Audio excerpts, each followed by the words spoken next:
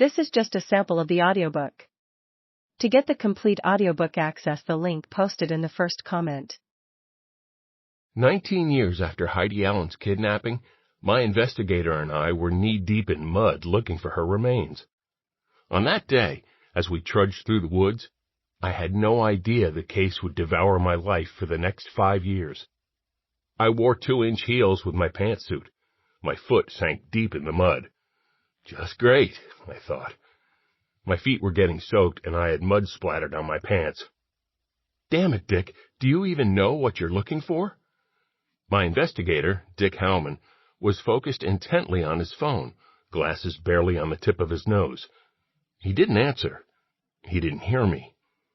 We were in the middle of the woods off State Route 11 in Oswego County, New York. I thought we were wandering aimlessly. "Hello," I said. "What are we looking for?" "Just give me a few minutes. The body of an 18-year-old girl has never been found, and no one seems to want to bother looking for her."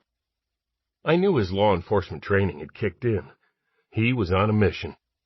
Howman couldn't believe the Oswego County Sheriff's Office hadn't combed the woods for the girl's remains.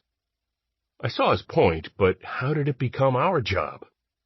I was the federal public defender for the Northern District of New York. We were on our way back from working on a criminal case in northern New York State when Howman asked if I would mind taking a detour. "I just want to take a quick look in the woods off 81, he'd said. I had not planned on walking in the woods that afternoon. I certainly was not dressed for it. "I want to find a deserted cabin," Howman said. "Now's a good time. The leaves are off the trees." It was a warm day in November 2013. I thought it was a horrible idea. It was hunting season. People with guns were out there. We hardly looked like we fit in. I agreed to go with him, but I told him we only had a half hour. I wasn't about to spend any longer on something so absurd. We parked along railroad tracks and walked them. I tried stepping on the railroad ties to maintain my footing. I slipped and tripped almost the entire half mile. By the time we got to an opening in the woods, I realized we had surpassed my half-hour time limit. "I really don't want to spend all day doing this," I said. Howman was using the compass on his phone. He glanced at his notes with the description of the cabin location and pointed the compass in the direction he thought we should walk. It did not seem like he had a clue where to search. Before I knew it, we were deep in the woods, walking in circles. "Why don't we ask people who live in the area if they know of a cabin?" I asked. "We will. Just give me a minute." I was losing patience. I thought I heard gunshots and feared we would get lost if we wandered too deep. It was a muddy mess. Without any real direction, it seemed like an exercise in futility. We did see a collapsed, rusted-out school bus. I wasn't sure if it was on someone's property. I didn't think we should go near it until we found out. Howman finally agreed to knock on doors. As we made our way back to the railroad tracks, I felt myself picking up the pace. I was uncomfortable in remote areas. I always preferred to work in cities with more people around. I was walking so fast I started to sweat.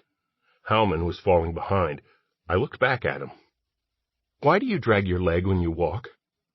"I'm not dragging my leg," Howman glared. "I don't know why you're in such a rush. I have the keys." Good point. I waited for him to catch up. We had now invested more than an hour. It made sense to knock on doors before heading back. We were already there.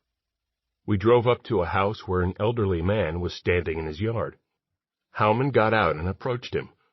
I sat in the car and watched as they talked. I saw the man point in the direction we had come from. They talked for 5 minutes before Howman got back in the car. "She knows about the old bus," he said.